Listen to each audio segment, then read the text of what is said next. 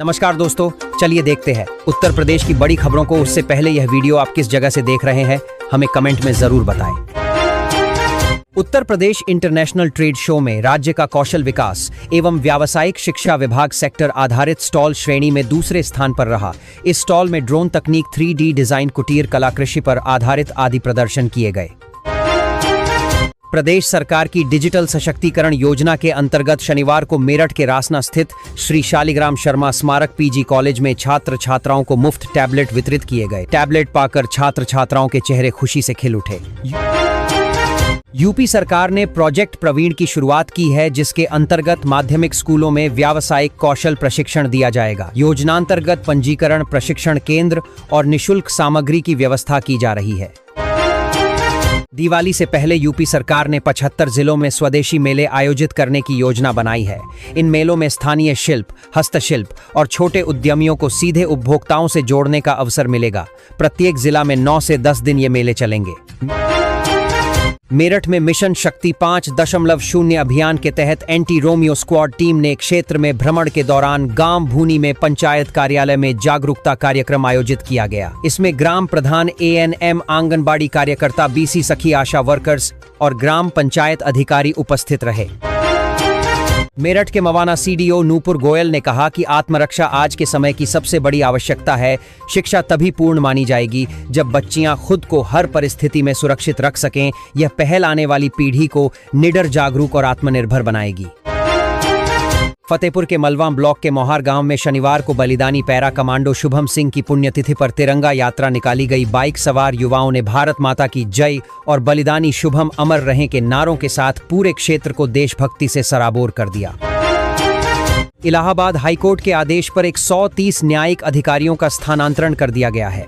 नोएडा, गाजियाबाद, संभल, प्रयागराज, लखनऊ, वाराणसी समेत कई जिलों में नए जिला जज बनाए गए हैं। यह तबादले इलाहाबाद हाईकोर्ट के चीफ जस्टिस अरुण भंसाली के आदेश पर हुए हैं।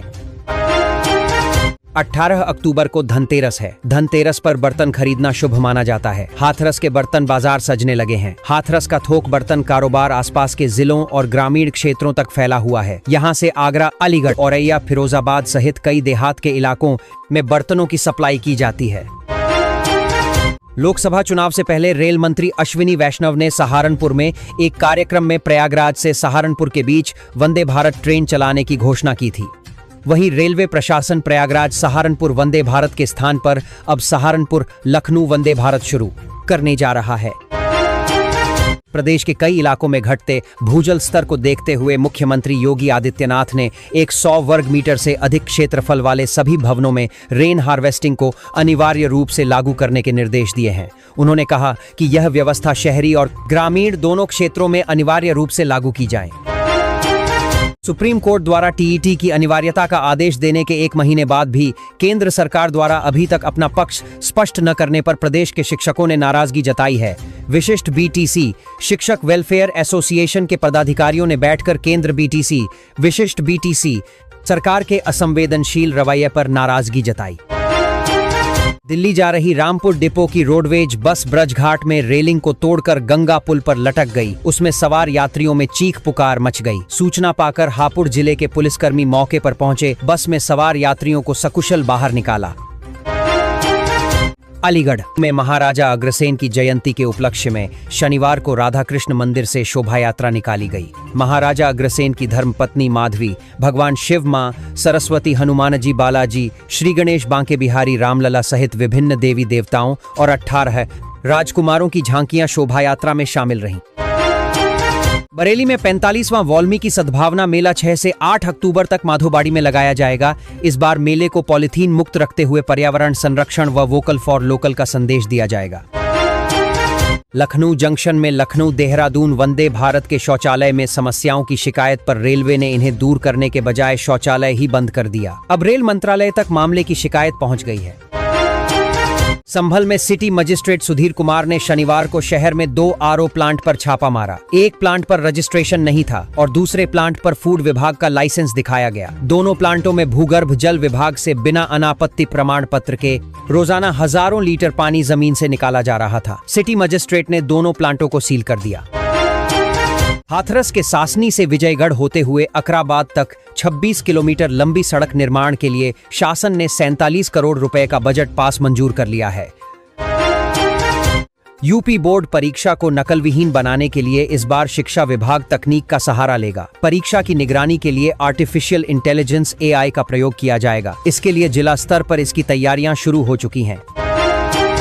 महाराजगंज में राजकीय माध्यमिक स्कूलों की तर्ज पर अब PM श्री स्कूलों में भी पर्यावरण संरक्षण की मुहिम से विद्यार्थियों को जोड़ा जाएगा। इसके लिए निर्देश और बजट दोनों जारी कर दिया गया है।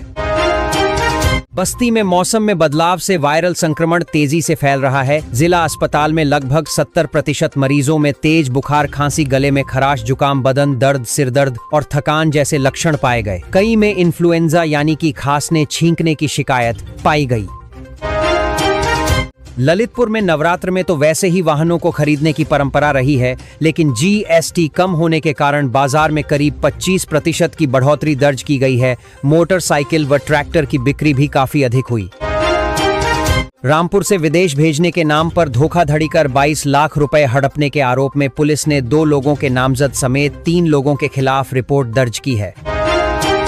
देवरिया के तरकुलवा विकास खंड क्षेत्र में लंपी वायरस ने पशुपालकों की नींद उड़ा दी है। इससे पीड़ित पशुओं के इलाज के नाम पर झोलाछाप पशुपालकाएं को लूट रहे हैं। मजबूरी में पशुपालकों को इन्हीं झोलाछाप से अपने पशुओं का इलाज कराना पड़ रहा है।